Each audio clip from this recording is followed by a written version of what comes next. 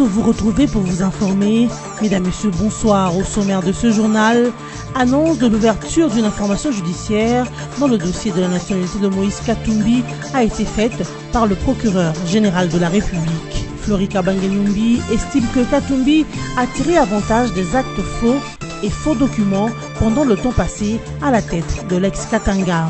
Et puis Jean-Marc Kabound au tripé de Matete ce mercredi 28 mars 2018. Le secrétaire général de l'UDPS Limité est allé répondre à la plainte déposée contre lui par l'UDPS Tchibala, signée par son président délégué, Tarsis Loseke.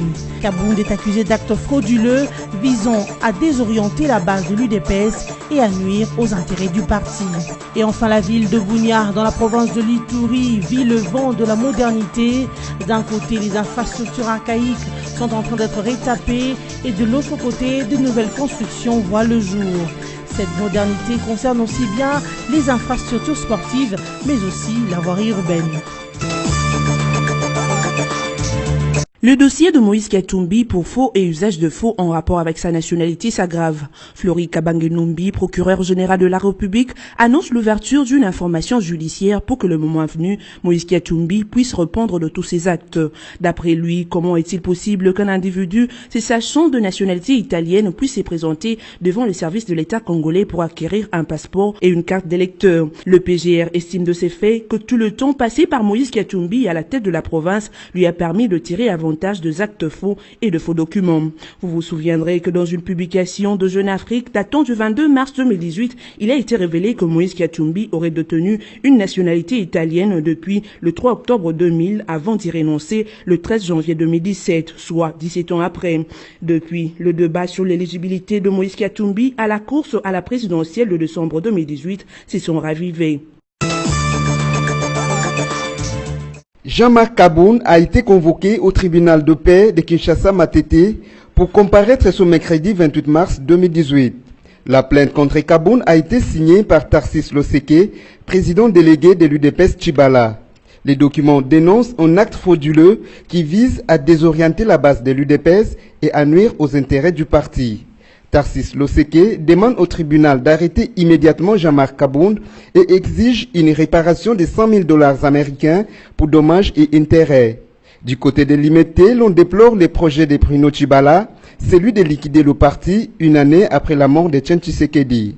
Rappelons que Jean-Marc Kabound, secrétaire général de l'UDPS, a convoqué le congrès du parti qui se tiendra du 30 au 31 mars prochain pour désigner le remplaçant de Etienne Tshisekedi, mort à Bruxelles depuis le 1er février 2017. Pour le camp Tchibala, l'objectif de cette rencontre de l'UDPS Limité est d'entériner la dynastie à la tête du parti. Allusion faite à Félix Tshisekedi, qui est l'un des candidats en lice. Le Conseil de sécurité de l'ONU a prolongé d'un an le mandat de la MONUSCO.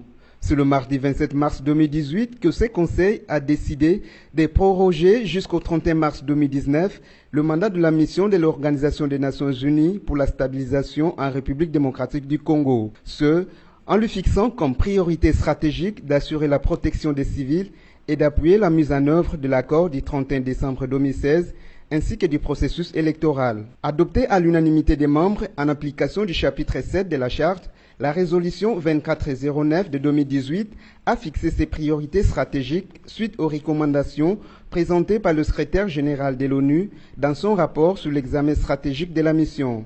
Le mandat de la mission doit être exécuté sur la base d'une priorisation des tâches détaillées dans le texte de la résolution.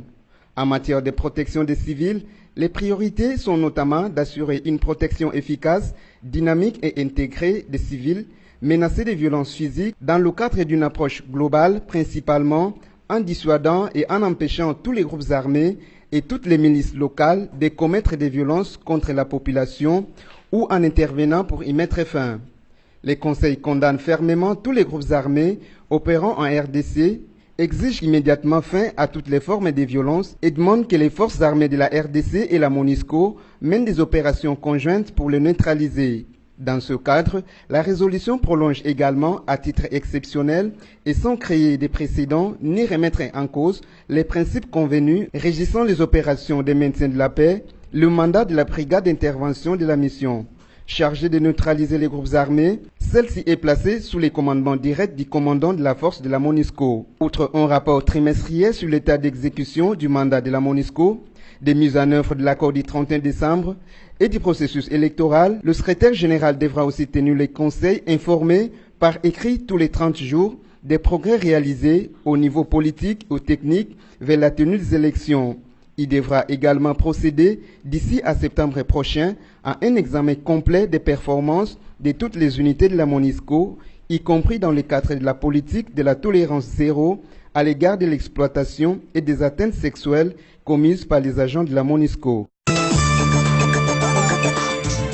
Située au nord de l'équateur entre 1 et 2 degrés de latitude nord ainsi que entre 30 et 31 degrés de longitude est, la ville de Bunia, chef-lieu de la province de l'Ituri, vit aujourd'hui une ère de modernité comme jamais auparavant. Certaines de ses infrastructures archaïques sont en train d'être retapées. Le cas le plus frappant est celui du stade Amani, le plus important de la ville mais qui ne remplit pas les normes internationales.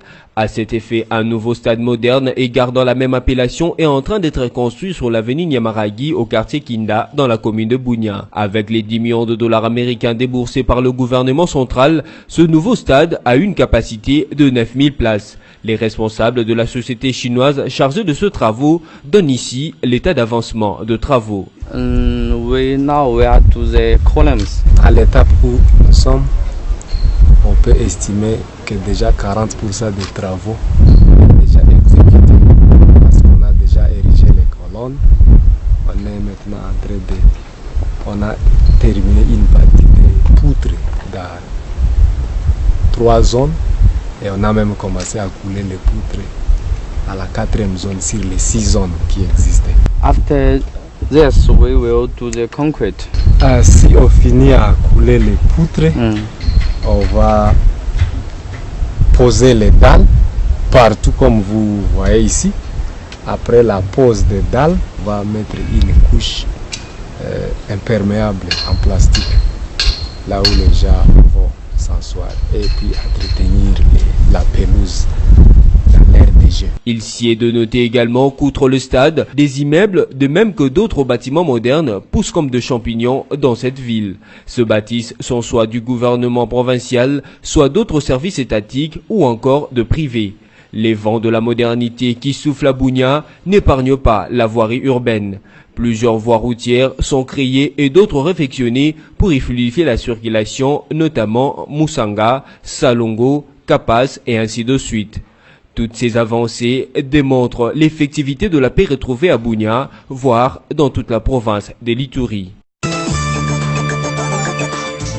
De présumés malfaiteurs accusés de commanditer le vol de substances minérales et des câbles de la Société nationale d'électricité SNEL a été poursuivi et condamné à Lubumbashi, chef-lieu de la province du Haut-Katanga. Le tribunal de grande instance de la ville de Lubumbashi, siégeant en matière de flagrance, a rendu son jugement tranchant sur l'affaire qui oppose le ministère public aux 8 prévenus appréhendés. Les condamnations vont de 6 mois à 5 ans de prison. D'après le jugement rendu, l'un des 5 condamnés écope de 5 ans de prison et est contraint de payer une amende de 100 millions de francs congolais. Les prévenus sont condamnés à 2 ans de servitude pénale principale, 2 autres à 6 mois de prison et 3 derniers ont été acquittés. Ces personnes étaient poursuivies également pour association de malfaiteurs, tentative de corruption et destruction du réseau transport électrique. Par ailleurs, le tribunal des grandes instances de Lubumbashi a ordonné la confiscation de substances minérales saisies au profit de l'État congolais. Tous les câbles saisis ainsi que ceux qui ont été sectionnés doivent être remis à la Société nationale d'électricité. La localité de Yasouli, située à environ de 300 km à l'ouest de Kisangani, est vidée de ses habitants depuis lundi 26 mars 2018. À la suite du décès brusque du président de l'Assemblée provinciale, Joël Bafandou, 48 heures seulement après son arrivée dans son fief électoral. D'après la société civile locale, les habitants de cette partie du territoire congolais se sont retranchés en forêt pour se mettre à l'abri des représailles de membres de la famille du défunt. Les membres de la famille éprouvée ne croient pas à une mort naturelle.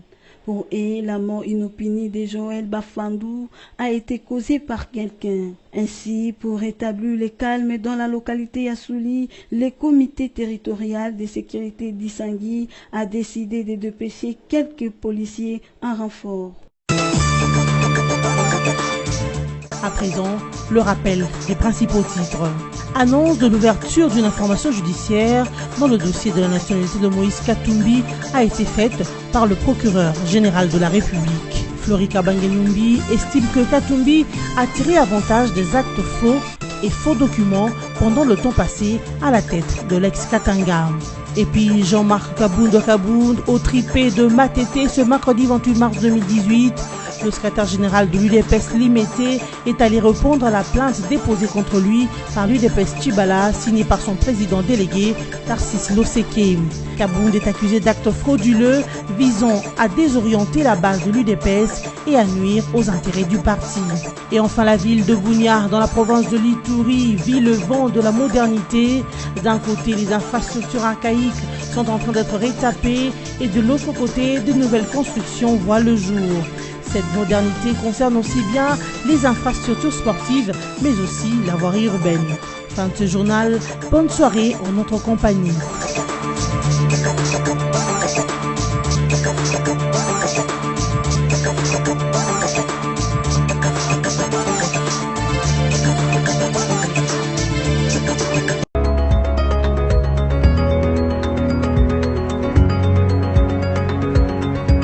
Mesdames, Messieurs, merci et bienvenue à cette revue de presse, le journal paru en ligne ce mercredi 28 mars 2018, sélectionné et résumé pour vous sur BSC TV. Ouvrons cette revue de presse avec les sites d'information Congo Virtuel qui notent en grand titre une fausse liste des élus de 2018 en circulation. Comme avec les éléments sonores d'une réunion normale de la majorité présidentielle ayant requis des éclairages de la CENI, un document anonyme attribué à la MP et à la CENI une tentative de désignation de candidats à proclamer députés nationaux avant même les élections prévues en décembre 2018.